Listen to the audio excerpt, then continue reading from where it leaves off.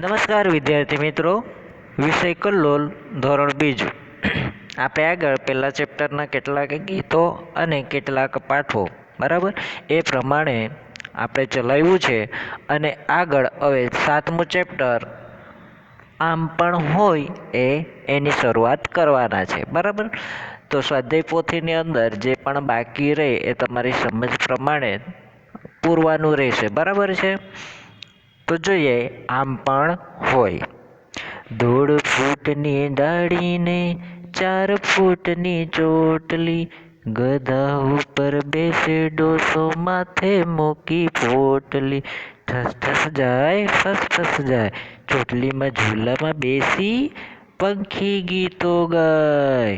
ચોટલી ઉડે ફર ફર ફર, દાઢી ઉડે સર સર સર, ગધાની પૂંછડી લાંબી લસ, ધારે ધ્રુજે ઠર ઠસ. બરાબર. તો અહીંયા એક ડોસાની વાત કરેલી છે, પણ આમ પણ હોય કેમ પ્રશ્નાર્થ કર્યું છે કે ખરેખર અહીંયા નવાઈ જેવું ગીત અહીંયા રમણ સોની એ એના કવિ છે, એને સરસ રીતે લખ્યું છે. જોઈએ આપણે કે 1.5 ફૂટની ડાળી છે આ ડોસાની અને 4 ફૂટની ચોટલી.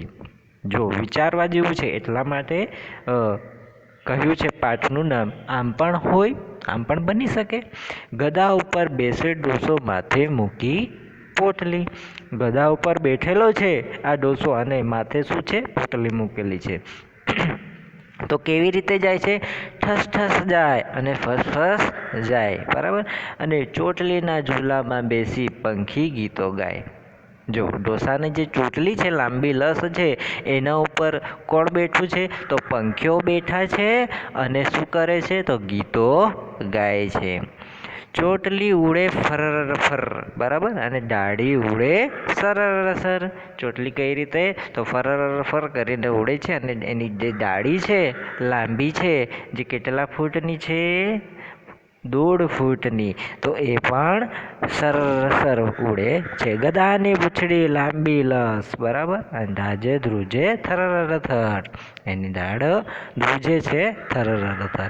તો આ ગીત સરસ રીતે તમારે નોટબુકમાં લખવાનું રહેશે. હવે સ્વાધ્યાય પોથીનું કામ તો જોઈએ. સ્વાધ્યાય પોથીમાં કે પહેલું છે, ગીતના આધારે સાચું ચિત્ર હોય તો ખરોની નિશાની કરો અને ખોટું હોય તો ખોટાની નિશાની કરો. તો તમે જુઓ કે ઢોસાની લાંબી ડાળી છે કે ટૂંકી ડાળી? તો લાંબી છે ત્યાં ખરું કરવાનું અને ડાળી નથી આપેલી ત્યાં ખોટું કરવાનું બરાબર.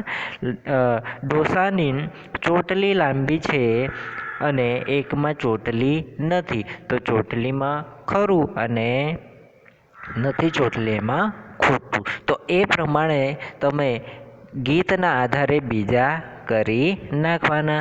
પ્રશ્ન 3, નીચે આપેલા પ્રશ્નોના ઉત્તર લખો. પ્રશ્નના ઉત્તર જોઈએ આપણે. ડોસાની ડાળી કેટલા ફૂટની લાંબી છે? તો ડોસાની ડાળી 1.5 ફૂટની છે. ડોસાની ચોટલી કેટલા ફૂટની છે? તો ડોસાની ચોટલી 4 ફૂટની છે. ડોસો સાની ઉપર બેઠો છે? તો ગધા ઉપર બેઠો છે. ડોસાએ માથા પર શું મૂક્યું છે? તો ડોસાએ માથા પર પોટલી મૂકી છે. ચોટલીના ઝૂલામાં કોણ ગીતો ગાય છે? તો ચોટલીના ઝૂલામાં કોણ? તો પંખીઓ ગીતો ગાય છે. ગધાની પૂંછડી કેવી છે? તો ગધાની પૂંછડી લાંબી લસ છે બરાબર. તો જોઈએ બીજું આગળનો પ્રશ્ન. બોક્સમાં સાચો વિકલ્પ પસંદ કરી લખો બરાબર. તો બોક્સની અંદર એના વિકલ્પ લખેલા છે અને આપણે ખાલી જગ્યા ભરવાની છે. ગધો જાય કઈ રીતે? તો ઠસ ઠસ. ગધો થાય ફર્સ ફર્સ. ચોટલી ઉડે ફર ફર, દાઢી ઉડે સર સર, પૂંછડી ધ્રુજે થર થસ બરાબર.